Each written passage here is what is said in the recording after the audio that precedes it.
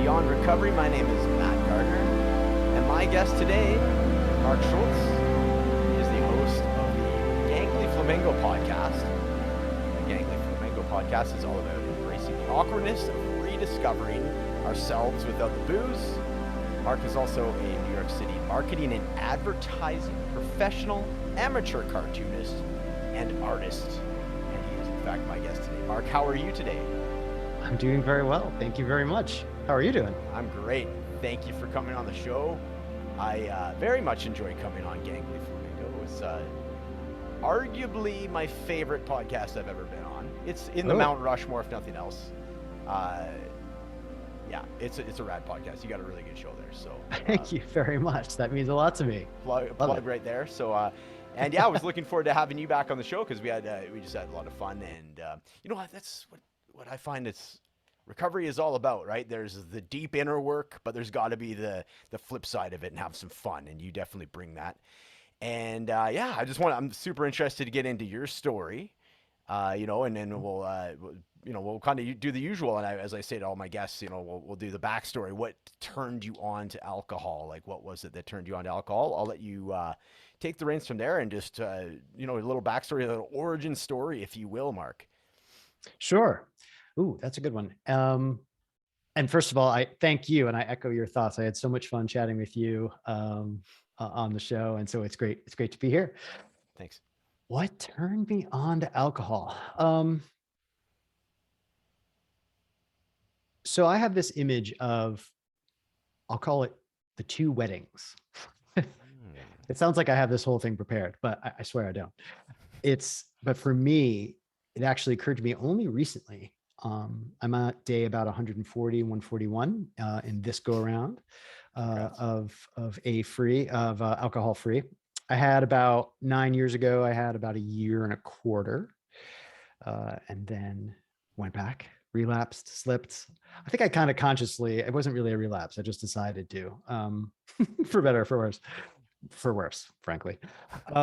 And so this time around, really thinking back to why I was using it, what I was using it for, et cetera, these two contrasting wedding stories came to mind, and it sort of fell into place. They were about, I would say, 6 years apart. First one was when I was 12. The other one I was 18. At 12, awkward 12 for me. I probably knew I was gay for about a year. I think about 11 I knew. So take adolescence times, anybody that has adolescence for anybody is usually it's like a complete upheaval and not the best thing in the world. But then add to that, anything that someone might face in addition to that, like a secret or something that you're trying to keep from the planet, like realizing you're gay or something like that. So that's what I was going through. And I was in Florida at a cousin's wedding. And we went deep sea fishing. My cousin's family are like fishermen and everything else. And I, along with my older brother, were like, that'll be fun. And I never thought for a second, like 30 seconds out, I knew for sure I was going to be seasick for the solid 3 hours. And I totally was. So that didn't help the situation, but cut to being in the reception environment, right? Like the classic family, people are drinking, everybody's like dancing. You're seeing like the older parts of the family you never pictured, imagined dancing, like being crazy on the dance floor, that this whole scene. And I was wildly uncomfortable with all of it. To the point where like I made more of being still sort of seasick than I really was. And then I had this mounting anxiety of like being anxious. So I was anxious about being anxious. Like it just started to snowball, right?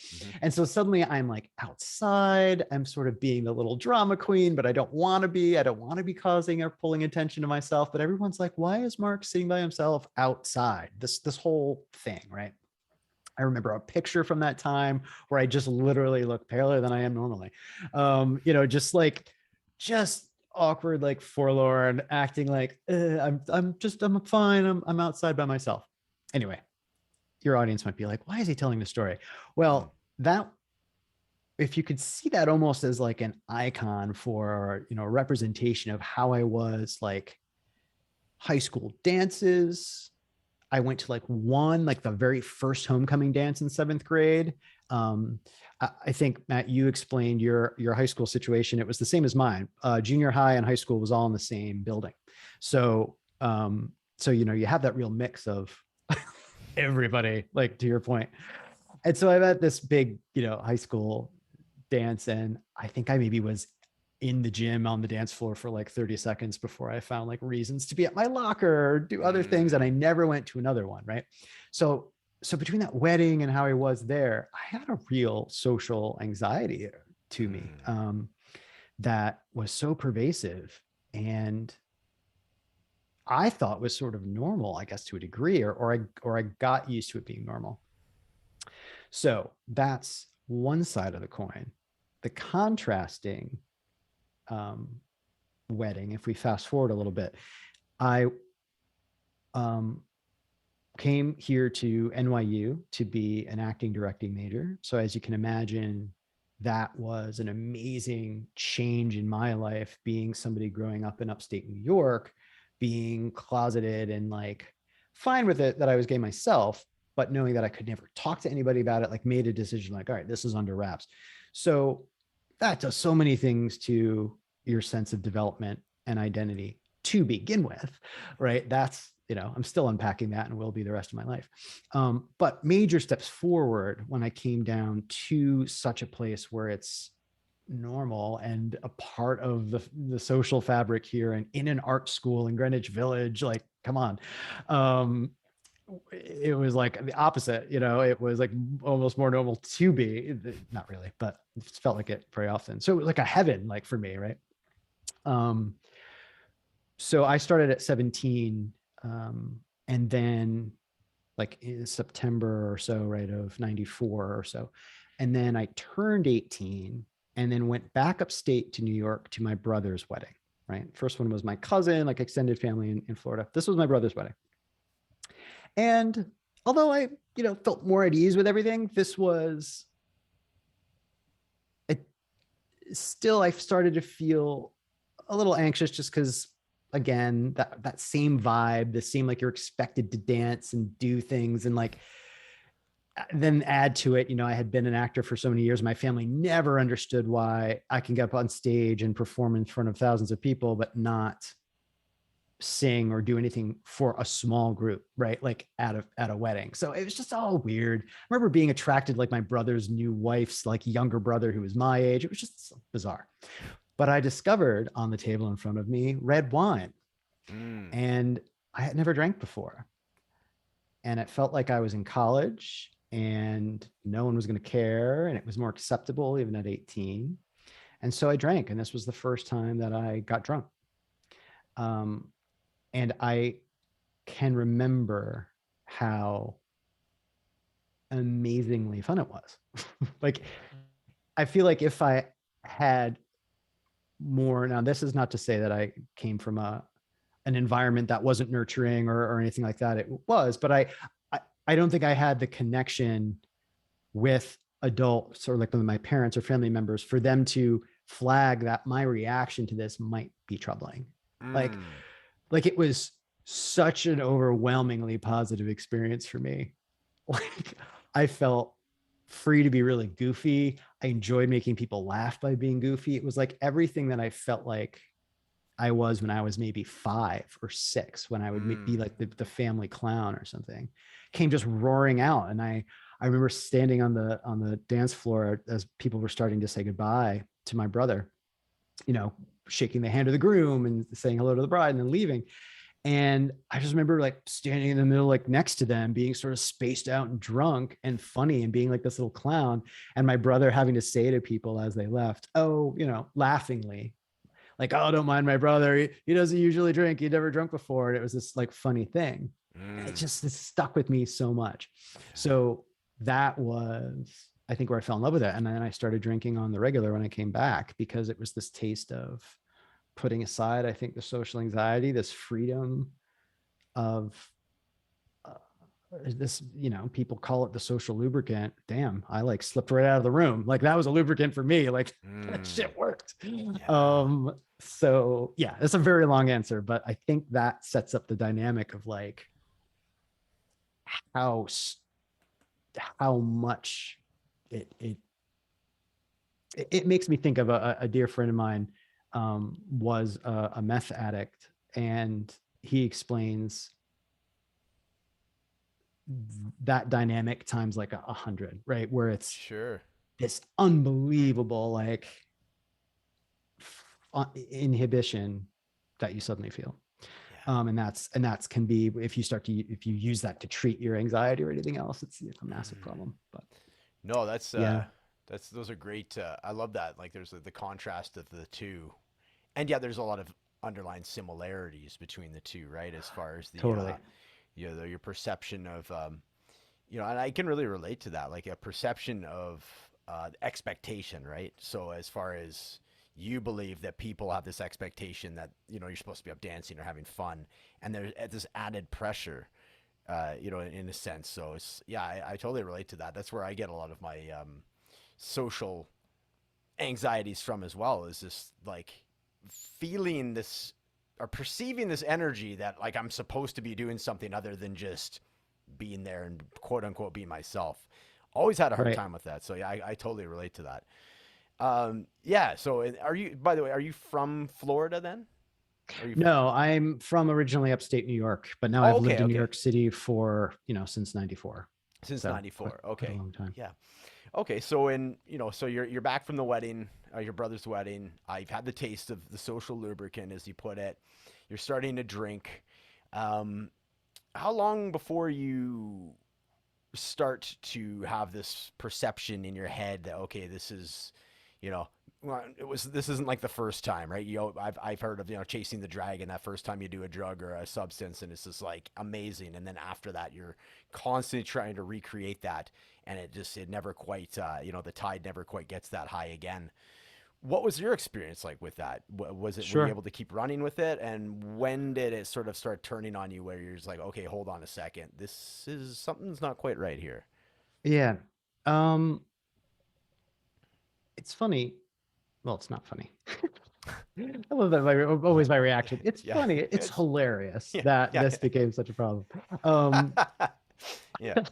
Yeah. uh, in contrast to the other things around me in an art school like NYU in New York City, when you're in your early 20s, not even your 20s yet, um, this was not even on the radar as something that would become a problem for me, Mm. or ever would be, even at that age. And it wasn't right away. Of course, I think for everybody, it probably isn't necessarily like right away, but in retrospect, it did start to affect my college experience. I didn't drop out, nothing like that, but my engagement, my ability to, I call it the buoyancy skill now, to roll with things and not and stay engaged with things when they get hard. That's my easiest thing. Is I'm more than happy to like pull a record out, like just eject from a situation. And that's not always good, right? Because yeah, you can do that, but if it's something that is going to benefit your life, where sticking to it and staying, engaged and doing the work, whatever that type of work is going to be good. And for me, alcohol often would erode the ability for me to stay in something, because I was too tangled around how I felt or recovering from, hangover. And for me, it just would shred my mental health afterwards. Um, but early on, I didn't notice that.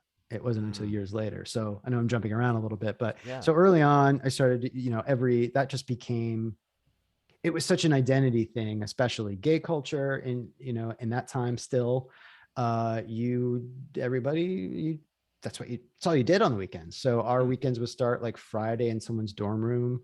And then we would go gay or straight, but like a gay clan, but then like everybody else who was going to come to the big gay clubs in the 90s in the city.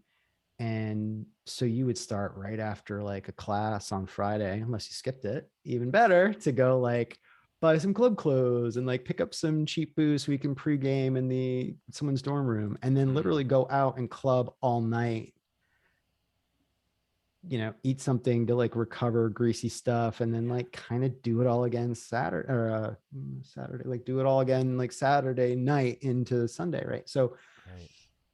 and that became just part of the identity and part of like what I did. So I would say I was going out 4 nights a week probably, Mm-hmm. and still carrying good grades and all that. But like I said, it for someone, I was an acting directing major, it really undercut my commitment to like doing a lot of the work I would need to get ahead. It's a tough industry, but I had all the, great school, great connections in New York City. If I really like leaned into it, I could have, stayed involved with that. But again, undercut the buoyancy, undercut like my ability to really push through things. So I should have noticed, to your point, that was a dynamic that was happening, but I didn't even see that. I didn't even know that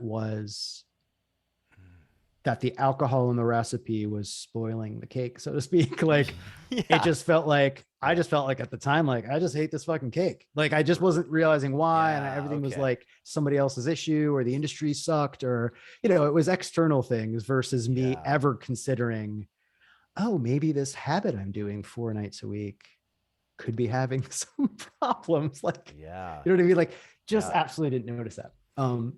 I have So a quick question for you, just to, yeah. as far as with because being a musician, I'm imagining that there is a degree of a story that you tell yourself that, that you need a substance makes you more creative, or it's part and parcel of, like you say, it's that you really identify with it as part of your identity. Mhm. It's very much on the table as far as the crew that you're running with. Did that ever factor in where you're like, you kind of resonated with the whole like troubled artist or troubled performer to a degree? Like it was so prevalent, especially in the 90s and into the 2000s. It was like, Right. I wouldn't say a badge of honor, but it was like cool. You were cool if you were like the troubled, the Johnny Depp, or I don't know if Johnny Depp was, Right. what I mean, Right. the big drinkers, Yeah. right? That Yeah. were also like really successful. So like, did that ever, eh, was that narrative ever running in your head that you can remember? I can see why you asked that, because I agree. I've heard of so many people that in the arts that have that viewpoint. For me, I will be honest, it wasn't. Hmm. I never, not in relation to the work. Like I never felt like, especially because at the time, although I grew up doing playwriting, it wasn't something I followed professionally. It was more directing and Mm. acting. So I never considered drinking or that like lifestyle to be important to the work, like to my Mm. acting craft. Because if anything, you can't perform drunk. Like that was never something I would try or wanted to Right. do. So I think to your point, I've heard friends that write or compose feel that way because it felt like the classic novelist who, yeah, you would have the best ideas when they were like high or enjoy. So I see where you're going with that for sure. I think if Right. I was a playwright or if I was composing something, maybe that would have been there, because yeah, again, some friends. But no, oddly for me, it wasn't the creative. Now if I make that more about the personality, like if you Mm. are a young artist in New York, I would then agree more, like not about the work, but about how you are in the scene, or Yeah. the, Okay. or like your personal skills where you need to be fluid with people Sure. Sure. outside of like, you're not on stage, you have to talk to agents, you have to be like interesting. Yeah. Yeah, I guess maybe that sort of felt like part of the identity a little bit. Yeah, Hmm. you know, Yeah. if that makes Interesting. sense. It does. Yeah. No, I was just curious to see how. Yeah, just more curiosity than anything. If it was something that was part of your experience, or if you knew folks that did it. Like you say, Oh, for sure. I always picture like the Ernest Hemingway at the bar, writing his final couple chapters with a whiskey or something. It's so romanticized. So yeah, it's interesting. I just wanted to butt in and ask that question if that No, was I'm a glad you part of did. the It's, yeah. if I can add one more thing about that. It's funny. I thought of it just a couple days ago. It's interesting you bring it up, because I fairly recently in the last year, had someone mention that to me as still something that they believe. Mm, And I sort of laughed to myself, but I also sort of said, if that person were to ask me that again now that I'm further on this journey, like alcohol free, I'm going to be very opinionated, and I'm probably not going to like pull my punches on that one. I'm probably going Right. to be very aggressively like, that is crap. Yeah. And here's why. Because although there's an ounce of, yes, you'll be more fluid to come up with ideas, maybe, or something will come to you. Yeah. A, the quality of the ideas will be probably one note and not, necessarily as good. But your ability to pull them through into something, an end product, is going to Right. be diminished. And they'll never be as good as if you actually address why you're stuck, what your hang up is, why you can't channel your authentic muses, right? If they're Yeah. speaking to you and you Yeah. need to only hear them through alcohol, maybe figure out another reason why you can't hear them. You know what I mean? Yeah. Yeah, for That sure. makes Well sense. put. It totally makes sense. Yeah. Absolutely. So yeah, so you're at the stage now where you're like you said it's affecting your buoyancy, it's affecting your Yep. however you word I really like that by the way. And but at the time you did not identify as that being an issue. I'm just quite curious too. Then was there, looking back on it, have you ever had any of these like other stuck moments, whether it's like a fear of failure, a fear of perfection, or sorry, a fear of like success, even like if any of those other blocks entered your creative process at any point in your journey? It's funny. I almost laughed to be like, just check all those boxes, Oh, check okay, them yeah, all. I mean, I yeah. think, I think, I think yes. And as somber as it may sound, or sad for me to say now, I am still discovering that. And so Mm, while I was actively drinking, I left acting. I did build a very successful career in pharmaceutical marketing and advertising. I mean, I have, if I look back, there'll always be a 10% of me that'll do the classic, I gave up on the dream, the Broadway dream, the whole thing. Um, but I have successfully built something else. But I think to your point, I'm still, because I left it long enough ago now, I'm not fully sure what all the dynamics were with that. I definitely had fear um, of making it in the business and so on. At the same time, I never felt as free as when I was performing it on stage. hmm. So, Yeah. I it was a buffer for me. Before college, I was very active in theater from when I was 12 on. Um, and it's again, I almost said funny. Everything's hilarious. Yeah. It's not funny, but it's just ironic and a bit depressing to me that my theater clique, used to say, because we were all pretty straight-laced kids, like, we don't need drugs and booze to have fun because we have theater. And I make fun of it now, but we were very adamant about it. And I find that a beautiful sentiment. So although I'm Yeah. saying that like dorky, it was true. And it makes me incredibly sad now to realize that eroded away, that Mm, it's almost looked at as like this idealistic romanticized view of things that these little theater tweens and then teenagers had, and then like real life came along. I sure. wish that never happened. I mean, I wish Yeah. that I had stuck with that and realized the dynamics that were in play, and that I was replacing that type of natural high with something that was going to really hurt me, you Mm. know? Um, sorry, I'm not sure where I'm going with that, other than just to No, share that I think that's such a strange thing. So looking back, I'm not fully sure. I'd have a lot of exploring to do on what else was in play, yeah. but I was very, this sounds arrogant, but I was very good. As a reason why I got into my school. I did very well through school, but by the time I left, I just think it was a reason why I never really left school and actively pursued it for very long, because I was just actively drinking. So if Mm. the buoyancy was gone, like I said, and when you're outside of your little NYU pond of performing and you're actually trying to sell yourself as an actor and get work, that's a very hard road. You need all your cylinders firing, or whatever the term is, Yeah. and Yeah. And I wasn't, because I was far too preoccupied So drinking and feeling like I knew everything. yeah, yeah, for sure. Yeah, interesting. So when you left, when you decided to leave the school, like what kind of terms were attached to that, or what kind of was it? I mean, I graduated. So Like I, okay, so you oh yeah, graduated. yeah. I got Sorry. okay, Yeah, yeah, yeah, yeah. yeah. Okay, okay. So you've graduated, and now looking back, you can see that yes, that was the substance where it was affecting at the time. You didn't feel that way. Okay, so you've left school. You're ready. You're saying that you're having, like you say, you got to be firing on all cylinders. Not necessarily the case. We'll pick up the story from there.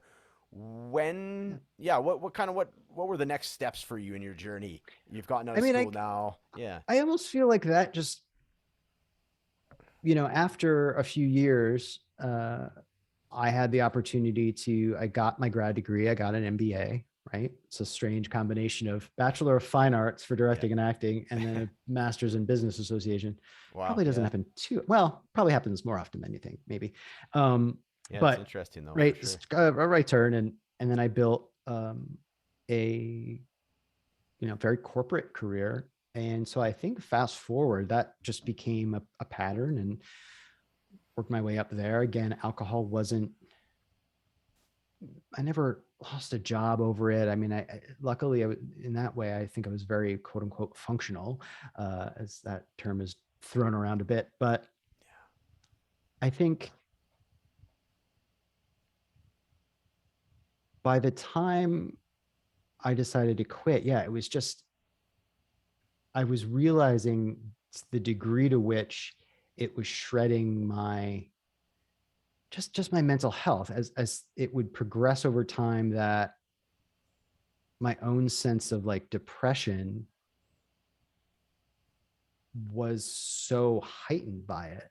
Mm. Um, and so things just became very, very dark and like abysmal to me over time. Hmm. Um, and yeah, so I feel like when I had, 9 years ago, that I isolated from friends and I wanted to sort of change course.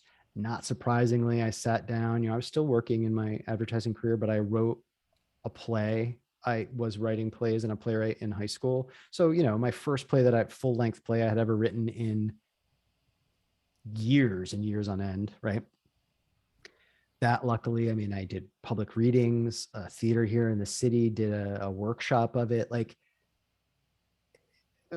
good stuff for me, like, an Yeah. outlet. No, Yeah. yes, I entertained for a second. Do I want to go back into the arts? That was my very first love and a huge passion of mine. But so I could see right away that there were benefits to when I stopped that first time, about a year and a half or so, year and a quarter, really. Um, but no, I white knuckled it. I isolated. I did not have Mm. a community network. I didn't meet folks like you or like others that, I have talked to either through podcasting or through Reframe and like Zoom meetings, and just the Instagram, community that's gathered around alcohol free and so on. So it was just a very different experience that I, over time, because I felt like it was black and white. Like I didn't see, it's like I either go back and spend time with my friends in the same way that I was, or I'm alone. And I wasn't Right. building, you know what I mean? I wasn't Yeah. building something in between. Yeah. And so yeah, so then I went back. I remember where I was. I remember what restaurant where I turned to a friend. I was like, I think I'm gonna have this Chianti because I like Chianti. And I say that Yeah. because, or Montepulciano actually. And why it's weird to say that specifically, but it's probably not for anybody else who remembers when they've decided to like go back or relapse or Mm. whatever. Yep. Um, I just remember justifying it by being like, Yeah. well, it's fancier and it's good, and it's not like I'm pounding cheap shots somewhere. It was this whole Yes. rationale, Yeah. Yep. and but to it's funny, since I'm on your show and knowing that you care so much about the narrative and trying to put a positive spin on the words we use. I Hmm. do think one thing that I've really appreciated in the past 6 months here for me is looking back on that, and not just looking at it negatively. Yes, I did some things wrong in that year. You know what I mean? Yes, I did the classic isolation, white knuckling. Yes, I ended up going back. But I will say my drinking was never anywhere near the level that it was before. So Yeah. although it wasn't totally successful, it did change my dynamic, right? The whole falling forward thing, right? Yeah. I fell forward, and this time I wasn't crawling. I was maybe sort of limping down the, I don't know, Yeah. some metaphor there. It Yes. still was struggling, but not as bad, you know? Right. And I just wanted to clarify that. So the timeline. So the year Yeah, and a yeah. quarter. That was what It's year about was that? 9 years ago or About so. I nine had years about a year ago. and a quarter. Yeah. And then so you had that, and you had this sort of almost a resurgence of like artistic Yeah. creativity, and you could really see the benefits. I went back And to then acting class again. I was wow, yeah, performing again. I did a play here in the performing city, like a, right first time I was performing since since NYU. Like it was, right. So quite a, yeah, so this big resurgence. It's like an act two, if you will, right? yeah. And yeah, and then so yeah, and dude, I can 100% relate. I mean, if you remember my story, I remember it was like the wedding, right? The wedding at another, similarity that you and I have, a wedding that was my drummer's wedding, and I remember 100% remember exactly what I drank and what my justifications were, Yep. Yep. and dude, like, I think it's so relatable. The white knuckling thing, everybody attempts that at some point. It's just like just willpower alone. And don't get me wrong, willpower is an incredibly important tool, but you need like I need so much more than just willpower, right? Willpower can withhold or withstand like certain things, and people can. I mean, to your point, over a year of white knuckling, but the Yeah. sustainability long term it's just not there for just like. And do you really want to be like that, right? The term white knuckling to me just feels like so tense and like, oh my goodness. So no, dude, it's a very relatable story. So after the year and a quarter, and then was it basically over the next several years these It justifications, attempts at moderation, like you're saying, it exactly. never got to the way it was before, but there was some fluctuations, shall we say? Yeah. I didn't get to the level it was before, but it's funny. I pause there for a second because the way that you're right, your brain slithers around the way that you're looking at Yes. it. It wasn't the same number of nights per week per se, Okay. Yep. but maybe it started. uh, What I'm trying to say is I don't want to be so quick to say it was nowhere near the level. It Yeah. wasn't in terms of the number of nights, Right. but things maybe did concentrate a little bit on the weekends. I got you. Yeah. And although not quite at the level, they're still pretty blowout like nights where clearly I would get sick, throw up, or be close, but then build up a tolerance again, but then not be sick, but be just so down and so right, everybody talks around the jittery, the anxiety, right? Yeah. Hopefully anybody listening to this, I'm sure I'm preaching to the choir here a little bit about what that feels like. Yeah. But for me also, this may or may not be what other folks go through, but I was just losing the ability to be buoyant with anything. I know before we Sure. were talking about like a career drive or needing to make it in something. This was buoyancy to, it sounds super melodramatic maybe, but like buoyancy to deal with just getting older and worrying about mortality. Just Mm. just feeling like anything is worth it. Yeah. Feeling like Yep. I, I really feels very different now. And forgive me if I get slightly emotional, but Yeah. it's Let it happen. because it sneaks up on you. I think that, as I'm like at day 140 here, that if I really stop to think about how I've felt about the future or myself or the day to day, I have not had these thoughts of nothing's worth it, or why try to do anything because I'm 40, going to be 46. I'm like a foot in the grave as it is. Like very just dark, Yeah. like Yeah. things that will just completely rob you of any agency, right? Or rob you of any Yeah. enthusiasm to do anything. And that's where it was for like every day for a long time. Mm. Um, so that's amazing thing, right? That's something I do celebrate and like kind of rejoice around, is that is a difference. So sorry, it's a roundabout way to your question. That's what was happening, is, continue to drink on the weekends, continue to like go through this weekly cycle. But even if it wasn't weekly, maybe I would be good and be like, wow, my goodness, it's 2 weeks. Well, I can certainly drink now. Like, when you think about it in the grand scheme, your body is still absolutely getting used to that pattern of, all right, you're going to go blow it out on a Friday, Saturday, and then Yeah. you're older now, you're going to recover through till like Thursday, or before you feel normal. And then you're going to do it all again, Yeah. Yeah. you know? And there was no room in anything else in my life. There felt like there was no time, or there was no room. And then I had no interest. So it didn't even Yes. matter. Yeah. If I found time, I Yeah. just wanted to like lie in bed.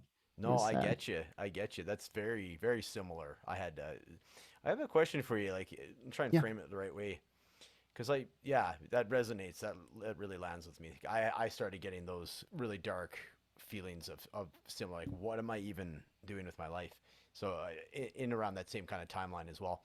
So, the way I viewed it before is like, what do you think is easier slash harder, however you want to word it, to be like a daily drinker, or have that like the moderation where you have like 3 days earmarked that you're gonna drink, and then like you say you're recovering.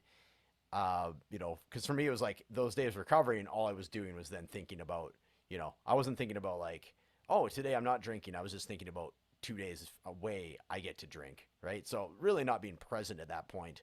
Right. And I view it being much harder on my body. So for me personally, I had way harder of a time attempting this moderation experiment that I did versus like drinking every day. It's just like there's no question, right? There's none of that like, as you say, a perfect word, slithery brain, right? Because you're just Yeah. like, whatever. I drink every day. This is just what I do. What was it like for you? Did you have that kind of a similar experience where it's just like, you're trying to moderate, but moderation in fact is much harder than if you're just like letting yourself drink whenever? Like, does that make sense? The question. Yeah, it really does. Part of, I promise I'll answer, but it's making Yeah. me realize part of what has Yeah. worked well for me this time, and why I'm very, very confident. Mm. Still terrified I'm going to say this to you, and in like 3 weeks I'll be like, oh, I started drinking. Like, there's that fear, but I'm Yeah. right now, I'm Yeah. so like positive that's not going to happen. Mm. I don't think I'm going to drink again for the rest of my life. Um, I just don't. But part of why I'm that confident, is because when it came to moderation, I realized that I didn't even attempt to consider that there'll be drinks during the week after a while, because Mm. drinking was not to enjoy a beverage that was secondary to enjoying conversation. It was not secondary to being with friends. It was not secondary to anything. Mm. It was the point. And so if I was going to drink, I was drinking. You know what I mean? So, and then it was a Yeah. lot. It wasn't, Right. do you see what I'm saying? So that's why Yeah. I was like, that was the only reason I didn't drink on a Wednesday, Tuesday, because I was like, well, drinking equaled 5 hours of it, 6 hours of it. Mm. Yep. So Mm-hmm. I just didn't even, you know what I mean? I just didn't even do that. And so when I realized, oh, I am only using this for the effects it has on my body, and the what it's giving me to be socially confident, and to put on this other persona. And the aftermath of that is that it's robbing me of so many other experiences. It's robbing me of mental health. It's robbing me of any type of optimistic viewpoint of anything. Yeah.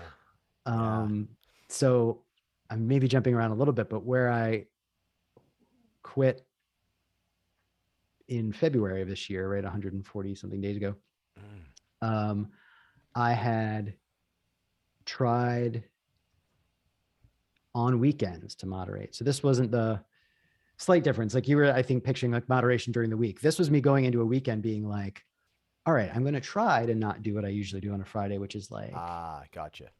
let's start with 4 old fashions and then move to like, um, I tried to do that with a friend that we both sort of committed to really making that happen. And then both of us would fail. And I wasn't worried about them, like do their own thing. But I was like, wow, all right, I really can't do this. But then I was going to really mean it when I went on a trip to Dublin in February, which a lot of folks might laugh. Dublin is known, as Ireland is known, as a very drinking Yes. conscious country. Yeah, right. Just a bit. Just a bit. And so it's kind of funny that I set that up as a goal of mine. But what really flipped the switch for me was going out, and we were going to see the city and then see the countryside. And so on the day where we had to get up and take a train to a friend's family, and it was very important to them that, you know, I got to see that part of their family and the countryside and everything else. Well, we like blew it out. And I was up till 3 o'clock in the morning and I was trashed and super anxious. And I just knew there was 0 chance I was getting on a train. I mean, it just was not going to happen. Yeah. And I got wildly just upset. And it was this dramatic, like, they got super angry, but then I was angry. They were angry because I was like, how do you, I don't know how you're getting on a train, much less I'm going to get on a train. And like, I said, this is what I have to do for myself. I have to, unfortunately, not go with you guys. I'm going to go check into another hotel here in Dublin. I'm going to sleep all day because I can't do anything else. Yeah. And that day, it's funny. It's like, I feel like I'm oversharing, but like, was just me crying and being so upset that I was missing out on yet another like European city. How many times do we go to European cities in our lives as like Americans or Canadians? Like, come on. And I screwed up a relationship with the friend. I mean, things are fine now, but it just all felt right. I realized, oh, it's all coming back to the fact that I'm drinking. Yeah. I feel like shit and I'm incredibly depressed all the time. And I keep screwing up things that I want now more. So that it's funny. Everybody I think within the AF community feels like we're not supposed to compare our stories, but I always feel like that's the wimpiest story, that like other people have more dramatic upheavals in their lives. And I know I shouldn't, and it's stupid too, but isn't that odd that I judge that story as like, I just cried in Dublin by myself, that, you know, but it really was a big change for me.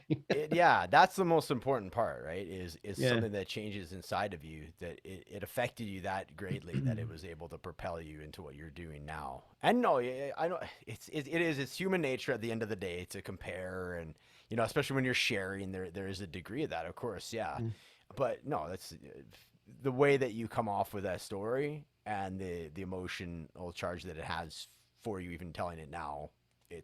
It's incredibly important, and it's great that you share it, and it does mean a lot. Thanks. So thanks for sharing that. Yeah.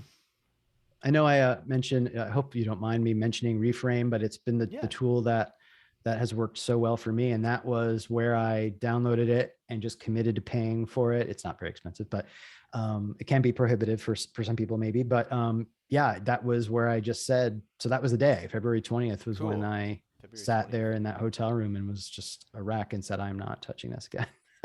And I need help, and I need to reach out and do this and change it. And I think what stuck for me was why it's worked so far. You know, we talk about focusing on what you gain from this. And if for the first time, you know, I wouldn't say it was like immediately, it certainly wasn't that first day, but within a couple of weeks, it was, oh, I'm no longer seeing this as something that I'm giving up. I really see it as cutting out something that was keeping me from a bunch of things that I could achieve, which was building a better version of myself. it's like, why do I want that wall? It's like I got used to this wall, and then I'm like, oh, but I gave up the wall. And then if I just took a second to look what was beyond the wall, I was like, oh, fuck that wall. I don't need the wall. I can like, there's Yeah. so many other things on the other side. There's a whole Yeah. garden back there of Yeah. Mark Schulz that I didn't know existed. Yes. And I now can spend the rest of my life finding out what's in that garden, if that's not a super overblown metaphor. But yeah. No, that's great. I love it. Yeah. Fuck the wall. Yeah. Fuck the Get a, need a wall. t-shirt or something that says that. Yeah. I love Everybody it. else is like, Yeah. you don't climb the wall anymore? Don't you Yeah. love the wall? I'm like, no, Yeah. Yeah. that wall can Go away. go It's to gone. hell. It's yeah. Well, yeah, exactly. No, I love it. Yeah, your sobriety date, by the way, is my fiance's birthday, so I'll be able to easily remember that. So don't Oh, think I'm like amazing. stalking you when I wish you, 1 year sobriety. Thank you. I'll keep that up here. I love it when you're saying, and like we did talk about, the power of language and such in our episode on your show. And it's so beautiful that you mentioned it's like the difference between a statement of negation versus like an affirmation, right? So instead of focusing on I can't do this or I won't do that, okay, well, what can you do? And then to your point, well, I got this beautiful garden, so I can now tend this beautiful garden, and that's Yeah. where your mindset goes. That's the way the human brain works, and it does take some practice.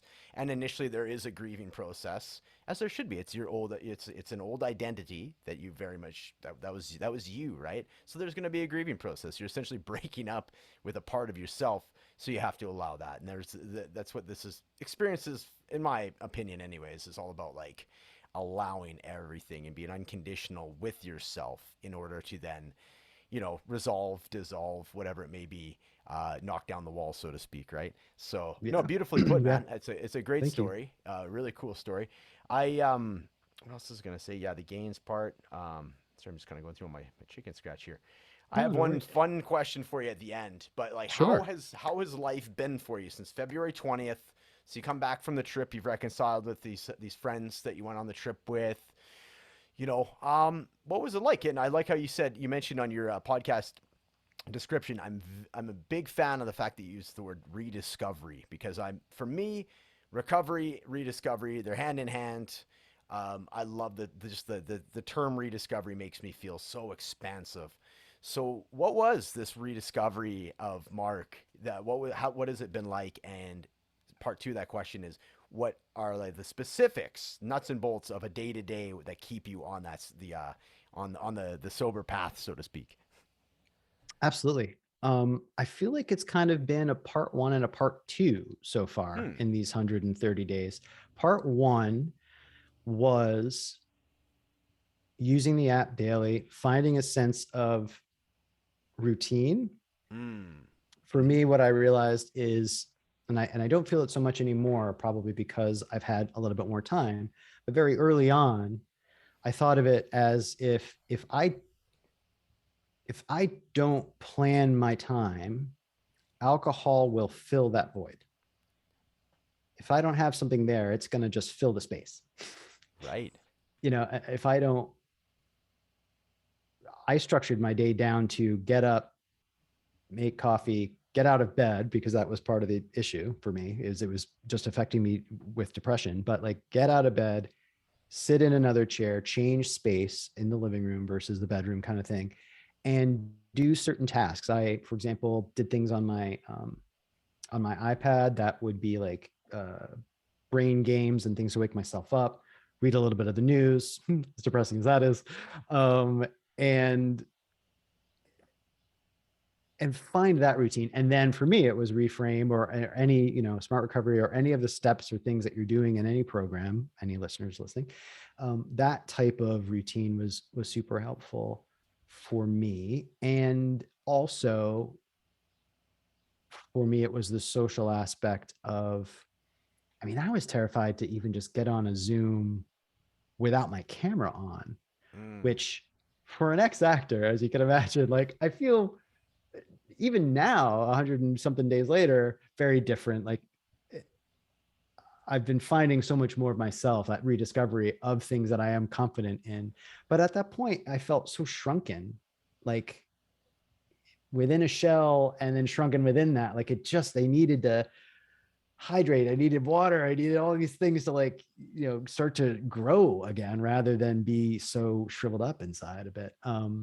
but those were the steps I needed to take. And so I remember joining my first reframe Zoom, being shocked that I actually did it, then being shocked that I put my camera on just to be there and be like, this is my face on a Zoom meeting, and then turn that off and cried and felt like, what am I crying about?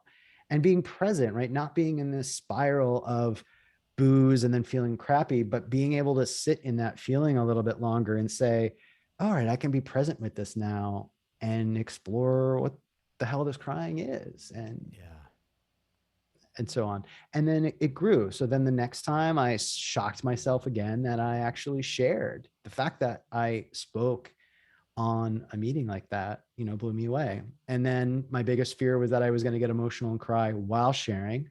That happened. But then everyone was very welcoming, right? And it wasn't this end of days scenario that I thought it was going to be, right? Yeah. And that happened for a few more shares. But then it became something that I was able to work through it. And I also don't have a fear of it. I don't usually cry when I'm sharing on there now, but sometimes, but I also I'm now like, in a way that's going to be good. I'm sharing something that I have to work on, clearly, that I want to air out. Exactly. Yeah. So, gosh, sorry, I just feel like I'm giving you like books as answers, but that was like part one. And then when I started to have those things switch, started to see the perspective of what I was gaining versus what I was giving up, and that was not the dynamic or even the framework to look at this in. And I realized, to your point, right, like, oh, I discovered this garden. I love that, actually, that we came up with that together here, because I've been picturing it as this idealized version of Mark that I can get to know again, but also build towards, knowing that that's not a destination I'll ever reach, right? This perfect idealized version, but that I'm going to get to know who he is over time. And I'm going to keep, there was this desire to, it's part of why my podcast is Gangly Flamingo, is like, I wanted to be able to be socially confident and fun and not closed back and guarded without, like, be that free without the booze. It felt better. It felt more authentic. It felt the quote unquote right way to do it. That's a terrible way of looking at it, but a much authenticity is what I keep coming back to, which is funny. It's what you and I talked about a lot on my show, but I'd rather do that. Right. And I'd rather struggle for 5 years if it took me to get there, but finally get there authentically, than keep doing it artificially, but also in ways that have so much, negative effects on the side, right? Like just everything else that was just dismantling me, honestly, over time. So part two, once that felt like I was having that shift, and it's funny, it felt like too early within 100 days to be like having a plateau, but I did start to like be like, all right, I'm comfortable with the Zoom meetings. I'm comfortable that I have this momentum that I want to build on. I was like, I'm not sure what to do. And so that's where I came up with the podcast as a project to tether myself to. It felt like it would be of service. I hope it is to folks, to listen to the stories of others. And I felt like it was a skill set that I could apply. Like, I like to talk to people, and clearly I like to talk. My God, I'm like talking your ear off. But like, and so that gave me an extension of that daily routine, because now I can work on that and feel good about the results of that, but I still worry. I don't want anyone listening to think I've snapped my fingers and figured it all out. Like, although I have no fear of drinking, I do sometimes still have fear of isolation. I have fear that I'm shrinking from things rather than opening myself to them. So I worry if that's going to be a path back to something, but figure that out day by day, I guess. Well, I really like one of the great long form answer. That's what we're here for. So don't be concerned about it. I love it, man. It's going to help a lot of people. One thing that really I'm picking up on that you're mentioning through this 130 plus days sober this time is there's a curiosity. There's a genuine curiosity. I can hear it. Like you're like, why? What am I crying about? Why am I crying? Instead of, perhaps this might have been the old Mark. I'm not sure. Correct me if I'm wrong. Numb that, push that down. I don't want to deal with this. Avoid, stay busy. Whereas you're kind of like, why? Like you're actually not concerned, but like curious about why you're feeling this way. And that's great. That's a great spot to be. So, I admire that you've, that you're taking that path, right? Because that's a whole next level. So that's great that you're on that. So that resonated with me. Thank you. And correct me if I'm wrong, because when you were talking about the initial first drinking that you had, that wine at that wedding, it almost sounded like a plant to water situation where it's like all this stuff that was ready to come out, and all you needed was the liquid lubricant. Whereas now it's like you're finding that it's a plant to water is. I think you even said that it was to paraphrase you, but you'd mentioned somewhere in this recovery this time around that you've been a plant to water as far as like learning more about yourself. So it's really cool that it's kind of come full circle, but it has such a different meaning. That was just my perception when you initially said it. I was like, I just pictured, almost like paralyzed Mark. Like he's like, you want to be a part of this party, this wedding, and then as soon as you got a little bit of that, you're like, woo, off to the races. Yeah. So I was like, plant to water, and then you mentioned it this time in your recovery. I'm like, that's so cool that it's like, you use the term that I was going to use for you initially, but you're using it now. So it's really really cool stuff. No, I have to pause and thank you for that, because so many great things we've been discussing, but that actually is there a term for this? Like it's like I'll call it an active present. Let's say that, like you've given me something to take away from this that is actually something that I'll open and like look at and think about later as something new, a new perspective or a way to look at it. Because to see that parallel between how freeing the drug was at that time to now how freeing the community was, and the discussion of the issues, and getting back to like learning how to I pause. What is it? It's being like a fully rounded present human with people. Yes. Versus a programmed alcoholic robot. Like I always Right. knew. Does that make sense? It does. I talked to a friend recently and I said, I knew who I was going to be every time I drank, and I drank a lot, but that was a script that was the same level. Yeah. It was the same way of experiencing things. Now there's so many more colors to explore, like things to do. So to thank you, honestly, very, very earnestly, because my pleasure. I have such a visual too of what that shriveled little like seed plant, whatever thing looks like. Not quite Voldemort, but it's like, it's close. It's Voldemort adjacent. Yeah. I'll say. Voldemort meets a prune meets a walnut. There we go. Prunedemort. Yes. Yeah, there we have it. It's different. I was not expecting to say that today. That's my other podcast. No, I'm just kidding. Welcome to Prunedemort. I don't think anybody has prunedemort.com. Yeah. No. Well, look, they do now though. Somebody just took it. Oh yeah, guaranteed. They're like, I'll give it to you for $5,000. Oh my gosh, right? That's worth $1,500. To who? Not me. Yeah, right. Fuck the wall. I'm gonna wear a t-shirt. Go back. Yes. That didn't even make sense, but now it's just something I'm gonna interject into conversation at all. Absolutely. So we got the wall, we got the garden, the water plant, the Prunedemort. I'm basically just doing a production of The Secret Garden. That's all this is. So I was going to suggest, this was the fun thing I was going to add. I don't unfortunately have the alcohol Mad Libs that you had, which is just so amazing. Oh my God. I almost lost my you know what several hundred times while you're reading that. The whole time I was just like, oh. But when I watched it back, I was dying because I was like, oh wow, Matt was really losing it. Oh dude, yeah, it was tough for me. It was challenging. So just a fun question for you. Do you see or foresee in Act 3 in Mark Schulz? Do you have like, I'm picturing like a Gangly Flamingo musical production program of some kind, maybe take it on tour. I can do some like some of the music for you, right? Take the show on the road, man. What do you think? I don't know. And it's interesting. This is going to sound incredibly selfish. The part two wasn't specific to Gangly Flamingo. It was sort of, let me back up, because the audience is going to be like, what the hell is he just saying? Part one, right, was about my journey early on with dealing with, is it anhedonia? Why do I always want to put the N somewhere else in that word? I think it's anhedonia. Yes, because hedonistic anhedonia. Yes, I think so. Anybody? I'll look it Okay.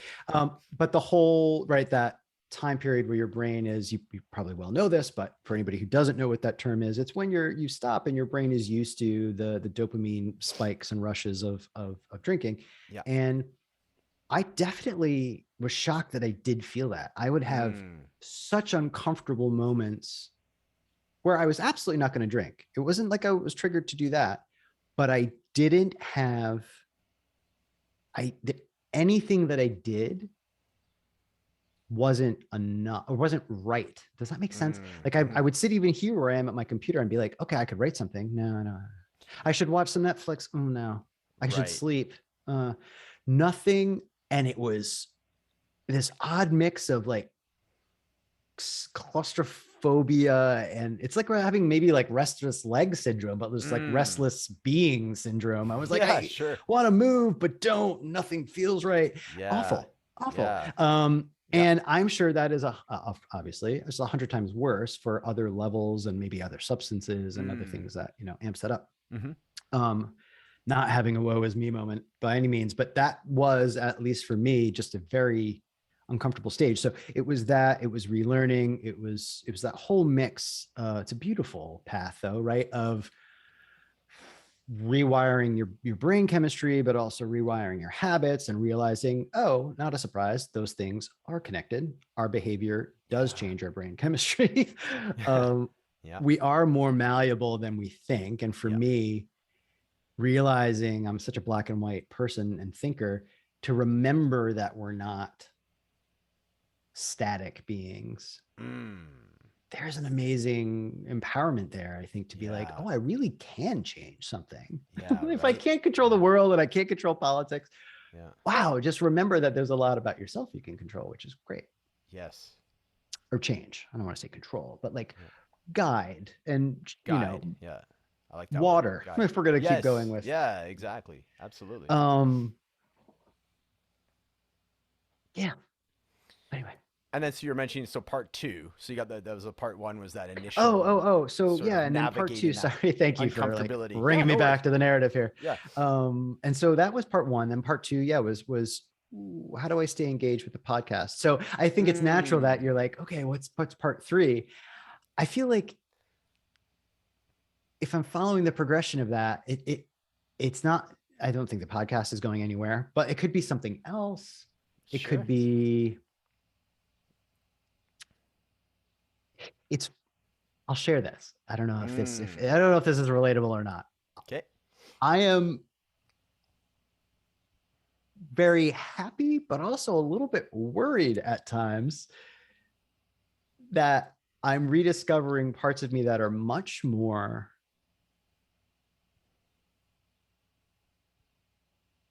not aggressive is too negative a connotation. It's very forthright. Now, bolder. Actually, let's go with bolder than I was before. Like, I'm starting to realize that if I, in the past, compromised something that I felt or wanted to do, I'm less likely to do that now. Now, I'm going to have to manage that within socially acceptable expectations, like within like work, but I'll suddenly, I'll have, I don't know if that makes any sense. I'm realizing that things that were a given for me for many, many years are not necessarily a given anymore. I have lived in New York and I love New York for so long, but I mean, this is the first time in my life I'm like, I don't have to stay here. I love New York, but I would really love to live in Europe. I would really love to, that's just an example of the type of re-examination. I guess it's a part of rediscovery to say, oh, there it is. It is. It's rediscovering that there are parts of me that have not stayed the same and didn't need to. And and I'm really enjoying that. But there is a little bit of, I think that's naturally, it kicks up some anxiety, right? If you're a Of course, yeah. So the thing is like, no, and that's great. I think it's a great spot for you to be in. There's it seems fueled still by this curiosity, right? Of like, okay, just because I've been doing this for so long doesn't mean I have to continue. So the fact that your brain is going to that stage, and I'm sure you're feeling it in your body, is a great place to be. And it's thank you. and I Yeah. think that's a great you know, a sign that you're very much on the right path. And I can only imagine that seems very much the flip side of what you were talking about before, where you were in a space where you were having a hard time getting out of bed, right? Whereas It's now so opposite. you're right. It's Yeah. exactly, yeah, very much more expansive. Like you're thinking about going to Europe, right? Would you have done that even a year and a half ago?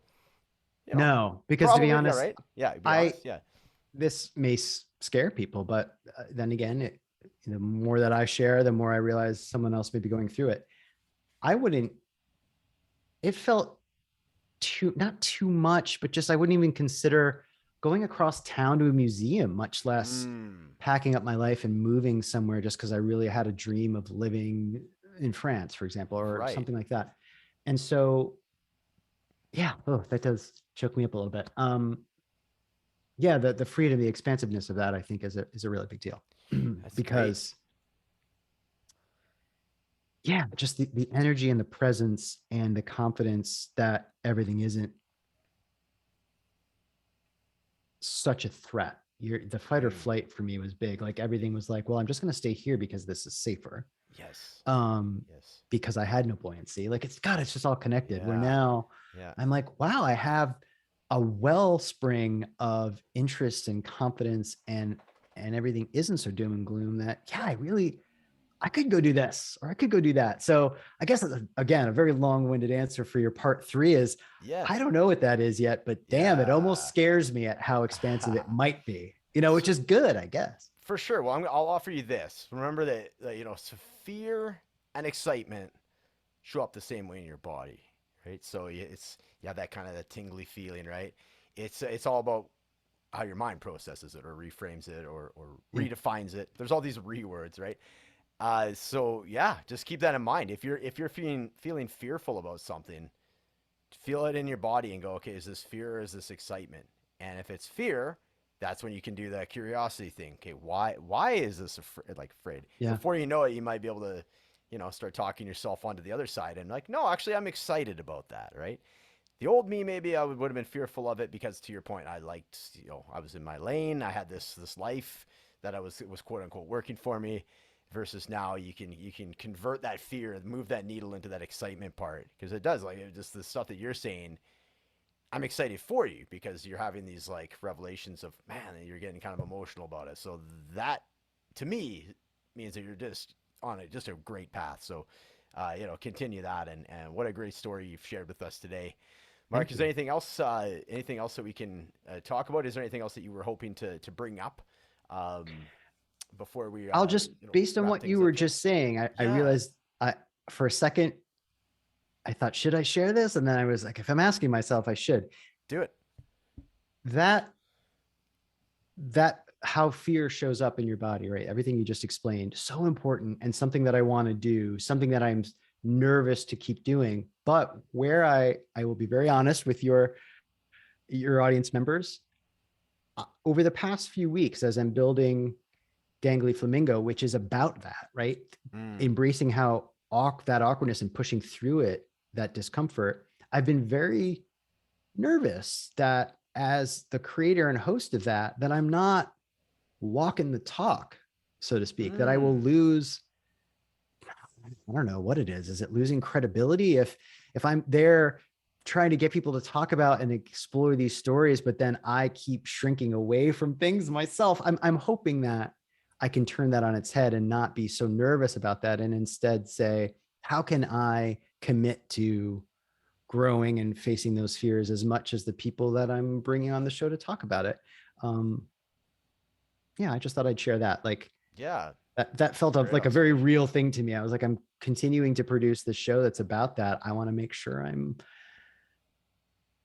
demonstrating that myself, I guess, in some Yeah. way. I worry about that.